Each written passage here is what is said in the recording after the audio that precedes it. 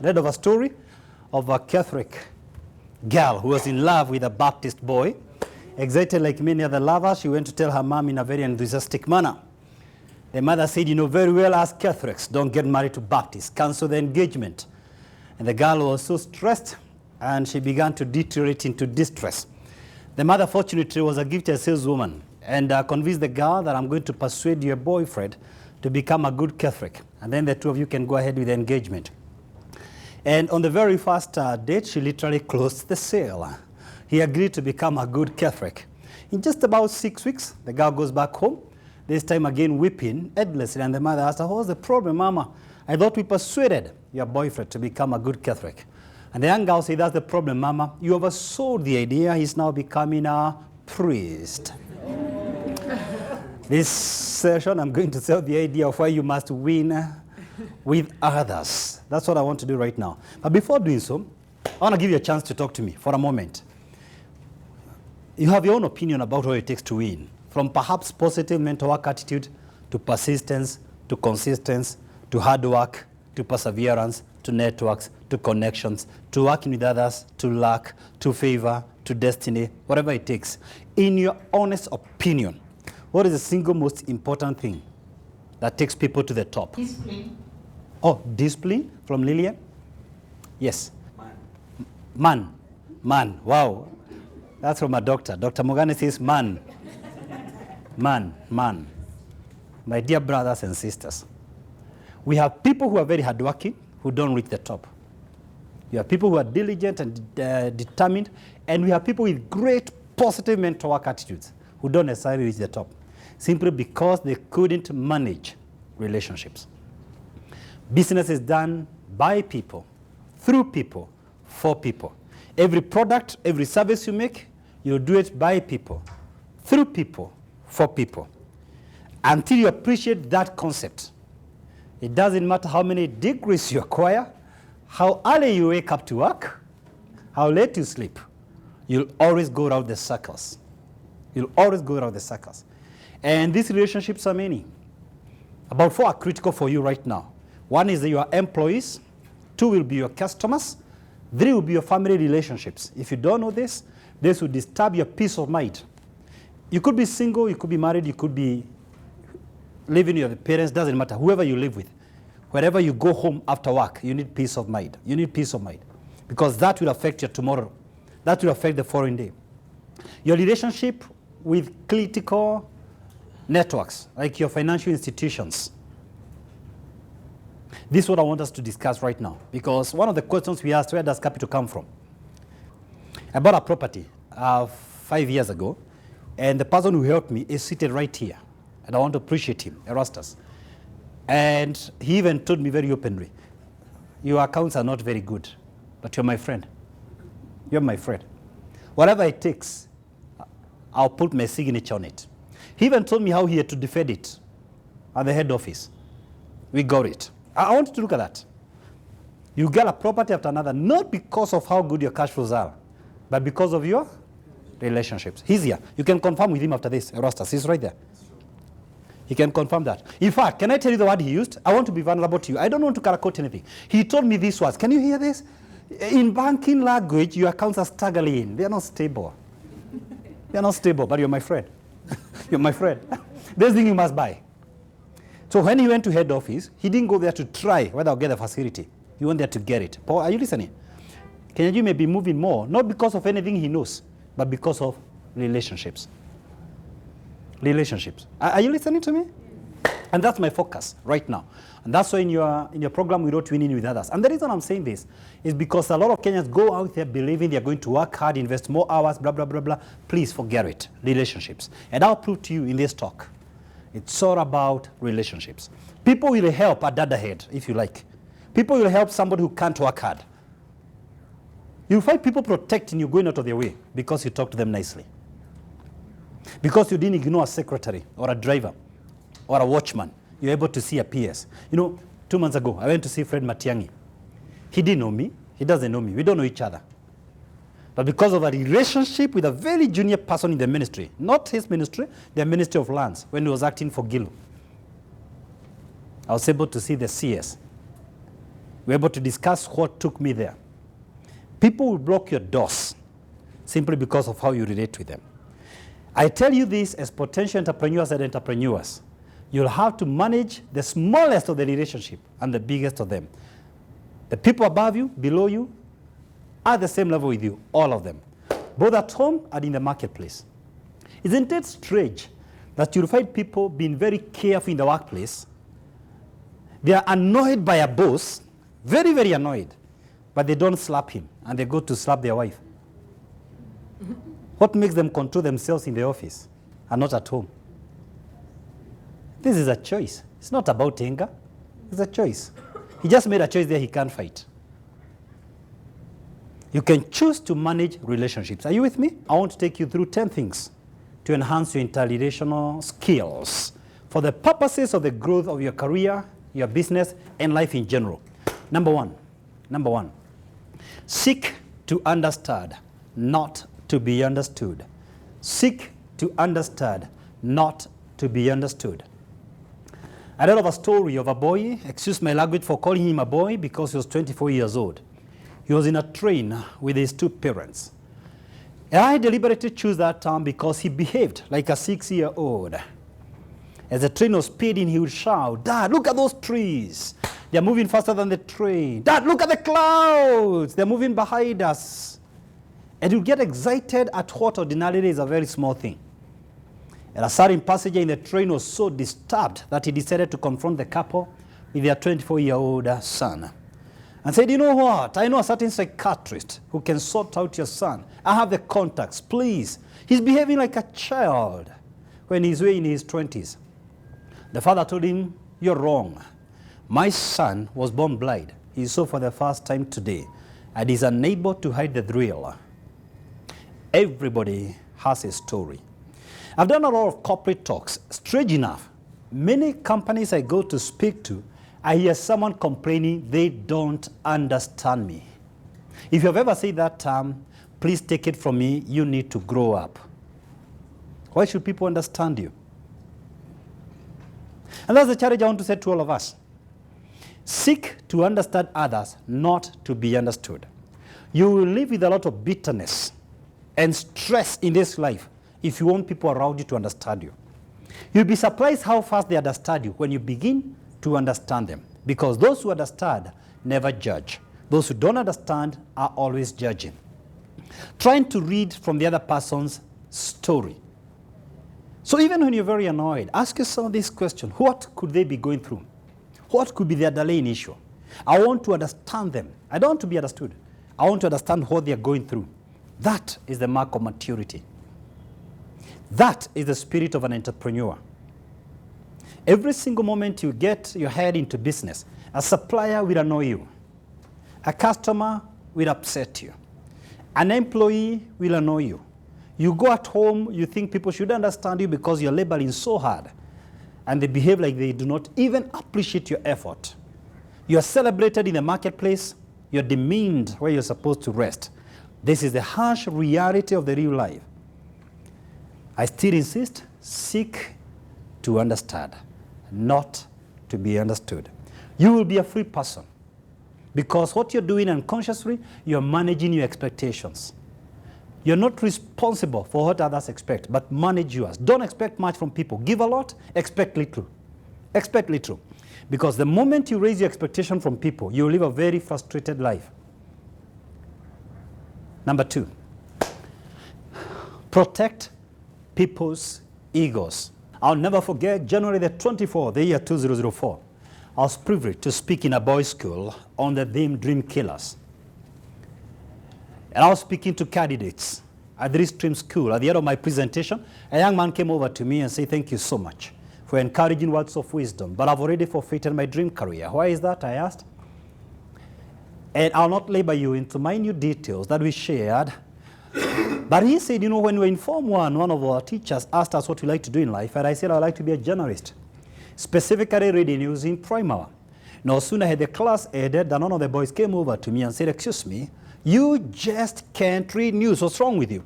Ever gone to the TV, look at the guys who read news, and then get back to the mirror and look at yourself squarely? Do you recognize there's no media house that can employ you even if you're paying them to employ you? Excuse me? And the boy forfeited his dream career. And I began to appreciate how much teenagers tear each other day in, day out, based on the title of their father, based on the size of their house and where it's located, based on who has better hairdo or makeup for the girls, muscles for the boys, shopping list, and so on and so forth. And I began to appreciate it's your duty as a parent to form an emotional edge around these kids. And by the way, when they're below 10 years of age, they speak pure truth uncensored. If one among them is too far, they tell them as it is. Wewe mnono sana utakuwa farasi yetu kitubeba lara chini. Twende! Twende kazi. They don't spare. They just say it as it is. It is your prerogative as a parent to form an emotional edge around these kids. Because the reality is you can't change 7 billion people, but you can change your own child. You invest in your child to prepare them for the harsh life out there. So you don't protect them by refusing them to rush to the kiosk. You protect them by letting them know there can be a drunk driver. So be careful on the road and release them to go and buy the newspaper. Because life is like that. Protecting children is not locking the gates. Let's come back to business. People have large egos. If you put yours into the math, you complicate the whole multiplication. You know, one of the most solemn moments in my lifetime, a morning I'll never forget as long as I live, and I think I have 3 witnesses in the house here. I went to see the late cabinet minister, Jenga Karume. He didn't need me. Let me emphasize, he didn't need me. I needed him. On that material morning, there were 4 people who were out there. They were chancing to see him. I'm the only one who had an appointment. So he called me in, and we began to speak. And suddenly, that specific day, he fell sick. I regret to tell you this is the day, actually, he was rushed to India. But I count myself privileged to have had himself sober, speaking sober, before he started losing his memory. I actually had, and I have some witnesses here, as I said. I had to go and narrate that story later on and in his evening services when we were preparing for his funeral. But what has struck my attention, he called the secretary in the office and said the following words: "Go beseech them, beg them, plead with them to leave and come to see me another day." I want to repeat, none of us, he didn't need any of us. Each person who went there needed him. He didn't need us. Yet this is the way he's releasing these people. Beseech them, beg them, plead with them to reschedule the appointment. Please understand, he didn't speak in English. He was speaking to me in mother tongue. The English language is diluting. It's diluting the way he was putting it. I'm trying to translate, losing a little bit of meaning. Then I began to appreciate why a man who never reached class 4 was so successful. He learned something that many of us who've gone to school have never learned, that the only way up is the way down. If you want to succeed, go down. Here is a man who shared with us a number of times some of the things he did to get his success. And it was pleading with people. And nobody would resist him. Nobody would afford to tell him no. Precious friends, brothers and sisters, the way up is the way down. Doors will be blocked as long as you want to massage your ego. The moment you come down, you start rising up. In his own words, at the great Sermon on the Mount, Jesus said, "The meek shall inherit the earth." And that's the secret. That's the secret. People have egos, huge egos. Huge egos. Don't try to tear them piece by piece. They may even give you an idea that is obsolete and way out of this world. Don't waste your time proving the idea is wrong. Just pick the right ideas and implement in the business. Why must you prove someone is wrong? Now that Patrick, you're here near to me, next to me, let me make it very practical for you. Never tell a woman she looks 6 months pregnant unless you're very sure. Never. I tell you how it works. Betty, can I tell you how it works? Never, ever compare anyone with a loser. Ati you look familiar. Ule jamaa anakotaga makaratasi ni wenu? No. But compare them with the winner. Are you a relative to Raila Amolo? Now you're talking. Now we can talk. You're comparing them with winners. Don't compare anyone with a loser. You know, I was in Kisii early this year. I was giving a business talk. And at the end of my speech, 2 guys who are in construction, very successful Kenyans. Some of you may be knowing them. We're doing a huge project. So they gave a young man some contract to supply a specific type of chippings, yes.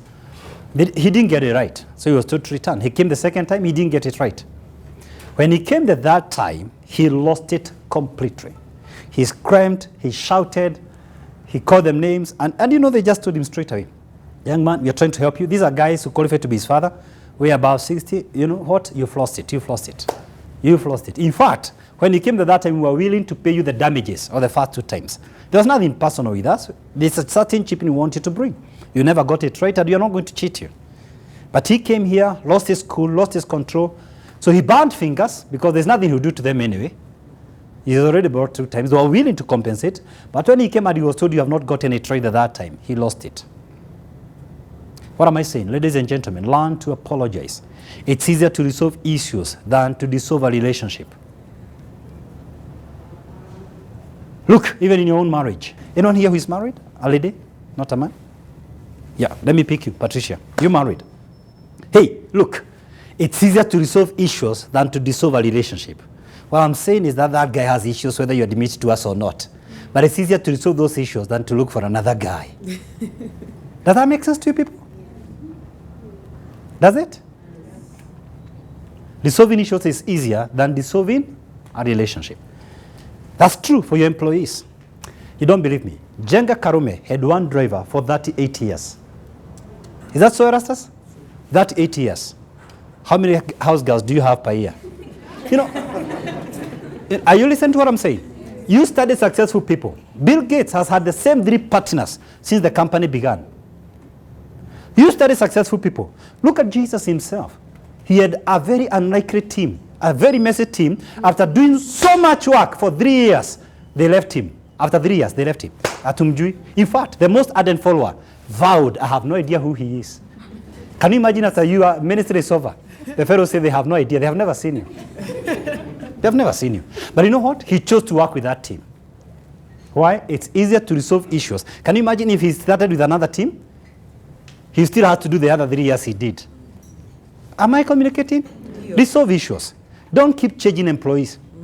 It's easier to retain your current suppliers than to get new suppliers. So before you choose to change people at your team, first seek to improve them. Give people a second chance, a third chance, a fourth chance. Because we are going nowhere in business until we master relationships. Number 3.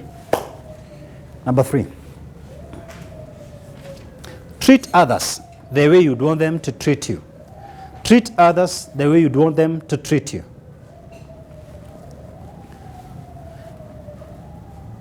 Perhaps one of the strangest stories I have ever heard in my lifetime is a girl who was chased because she was smoking from one of the schools here in Nairobi.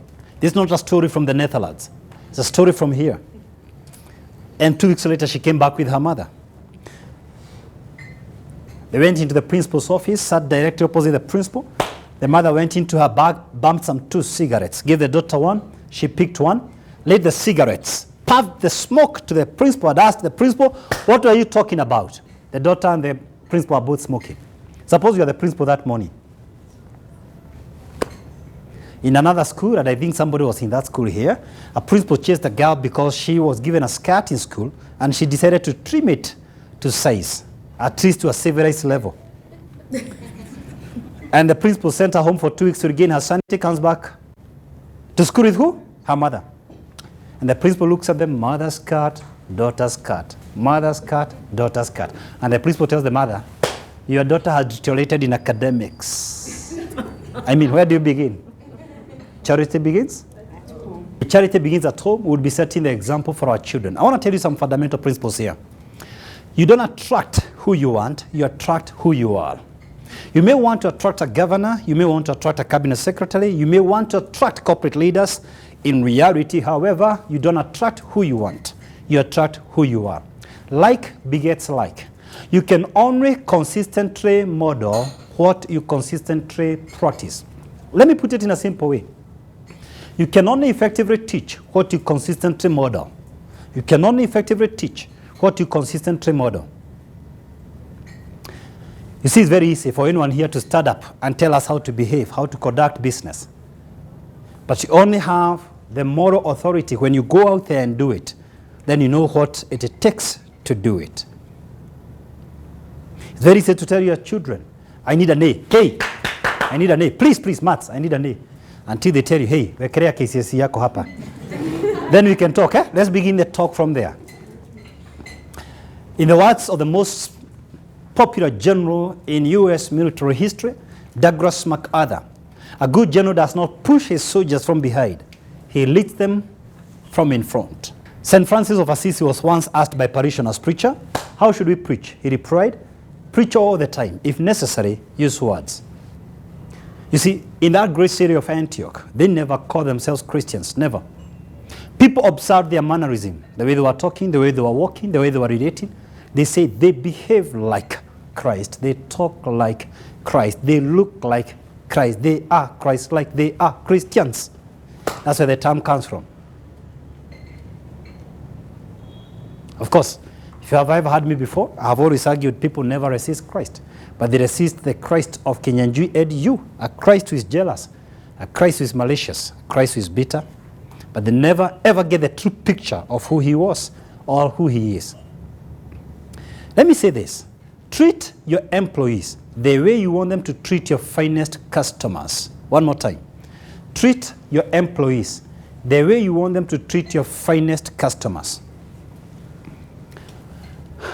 People can act in your presence, but their true self will come out in your absence. So if I want to study Patrick, I can know his true character by looking at the secretary of Patrick, because she will present Patrick in his absence. That means if I meet this girl at the reception who is arrogant with customers or people visiting that office, the girl is not arrogant, it's Patrick. Because if he doesn't like the behavior, he'll either get rid of the behavior or get rid of that secretary.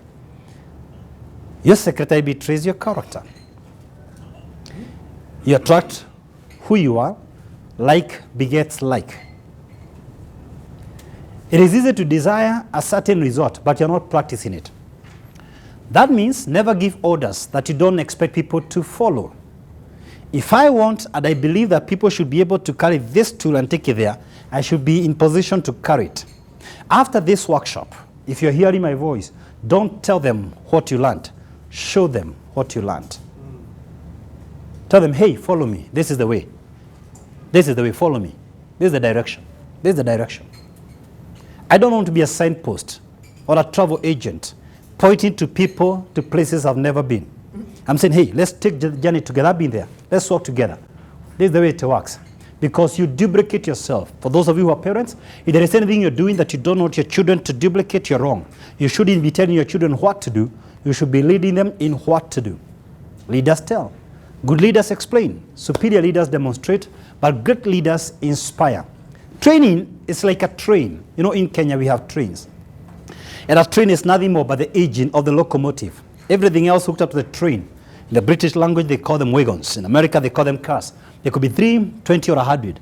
But the idea behind the word train means whenever the train, that is the engine of the locomotive, moves, the wagons follow. That means if it turns right, they all turn right.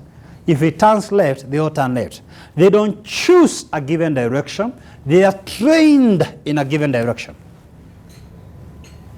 In training, it means if I reach my home 3 o'clock, I'm telling my son, Zeke, reach your home 6 o'clock. If I'm beating their mother, I'm telling him, don't leave it at the beating level. Fracture your wife's leg. I've shown you the path. Perfect the skill. Because in training, you don't tell people what to do. You lead them in what to do. So in my workplace, if I want people to come 8 o'clock, I should be there 8 o'clock. I demonstrate it. I live it. And the greatest trainer of all times was Christ. Once he stood in the public and said, can any of you prove me of sin? Take your cross and follow me. What was he saying? Follow me. Follow my example. Follow the way I talk, the way I do things. Follow me. Follow me. All of us are challenged. We have not reached there, but that's a charity to all of us. That you can tell your team, this is the direction. Let me show you the way. Follow, follow. I want you to reproduce yourself in this business. Are we talking? Are we communicating? Remember, we are exploring one thing, winning with others. And I'm suggesting for you to win with people consistently, show them the way. Don't tell them what to do. Lead them in what to do. Lead them in what to do. You can act for a while. But believe me, the people around you know you. They know you. They know who you are. Number 4. Connect with others. Connect with others. To connect means to deliberately, consciously create the time. You know, we have time for what we value. This is a very interesting workshop because since I came here, I have not seen people walking out, picking calls. And the reason is simple. You have very important calls you need to make. The only reason you're not picking them, you value what I'm saying. At the end of this workshop, you'll actually realize there are people who are trying to look for you, and you're going to call some people. Some people you may never remember to call them. And the difference is simple. You will call who you value in the order of priority of how you value them. Is that true? Yes. Let me go home, then I come back to business. That means if you're not getting time with your children in the name of work, you might as well quote me one day. You don't value them, you're in deception. You have time for who you value, you have time for what you value. Before I come back to business, let me just provoke your thinking a little bit. By the time he died, President Nelson Mandela was the greatest icon in the world. He was the leading brand in the world. And in my own opinion, he was larger than life. He's a man I quote in many ways. But there's a flip side of the coin. And I hope none of you will quote me out of context. He lost 3 of his own children to HIV/AIDS. How many in this live audience would want to reach the epitome of their career and lose their own children to HIV/AIDS? How many would say, yes, I think I don't mind if I can reach the top? Does that describe any of you? I don't know. I leave you to be the judge. But is it possible? Is it possible? Deep down in his heart, he may have struggled with these concerns that had I wanted to save a great nation from the forces of apartheid, I didn't need to start a family. These are natural, inevitable questions. Because parenting cannot be done by remote control. The only true Nobel laureate from Kenya, Professor Wangari Maathai, you know, she was quoted in the local diary saying that the only thing I regret is that I never spent enough time with my own children. Now, celebrated as an icon in the whole world, she realized, let me paraphrase her, a little bit too late, that parenting cannot be done from a distance, it cannot be delegated, it cannot be done by outsourcing, it cannot be done by remote control. You know, you can't pick it up from where you left. Say, look, I'm going to put up apartments, build a fortune, and then pick it up from where I left, because the growth of children is irreversible. You see, my own son, Zeke, my own daughter, Ivy, one day told me, Dad, if you're there for us, like you're there for many other kids, encouraging, motivating, inspiring them, chances are I'll not be in drug abuse today. Chances are I will not be in a life of crime. I'll be one more broken-hearted father. If my precious wife Mercy walked out on me because of misconduct, I would consider myself a total failure. To me, true success is when those closest to me love and respect me the most.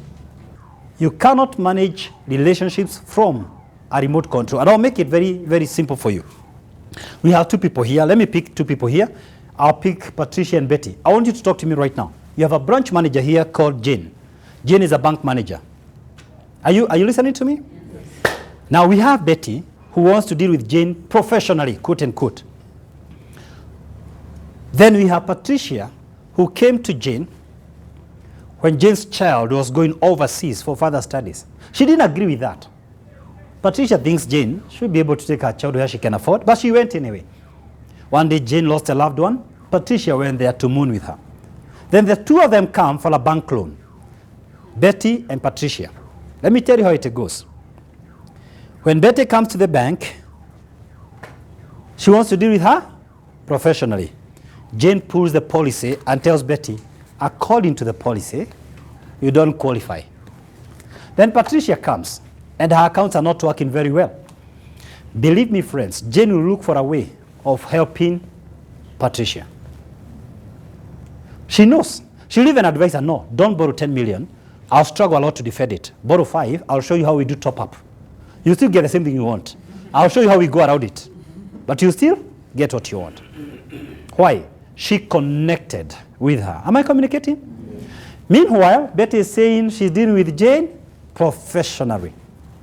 So Jane deals also with dating what? Professionally. There's a policy. It's very clear. Let's deal with each other professionally. By the way, these things I'm telling you, I've seen them. I've seen them in my own life and that of many others. Many others. So I suggest to you, connect with financial institutions. Connect with your suppliers. I have a friend of mine. He's a pharmacist. He's put up a lot of businesses, and he told me one of the reasons he was able to pick up is because the suppliers in his field of medicine, they're able to give him without paying up front. Why? They know him. They have connected with him. It's about relationship. It's about building a relationship. Meanwhile, Patrick decides to deal with the pharmaceutical industries professionally, so they tell him pay in advance. Pay in advance. This is how it works. We don't know you anyway. So why are we giving you advance? You might disappear. Another person comes to Jane, the manager, and with an LPO. You both have heard about LPO financing, and believe me, not everybody is given LPO financing. Not everybody. Beyond LPO is that you're known. In my mother tongue, they say relationships is capital. So deliberately inconvenience yourself so that you send a strong message. I care. Because people don't care how much you know. They care how much you care. Deliberately say that message, I care. I feel you. I identify with you. I'm saying this because I've seen a lot of people struggle. Go round and round, year in, year out, because they can't connect. You see, I told you, and I was very open, that I participated in fundraising for some governors. What am I trying to do? Connecting.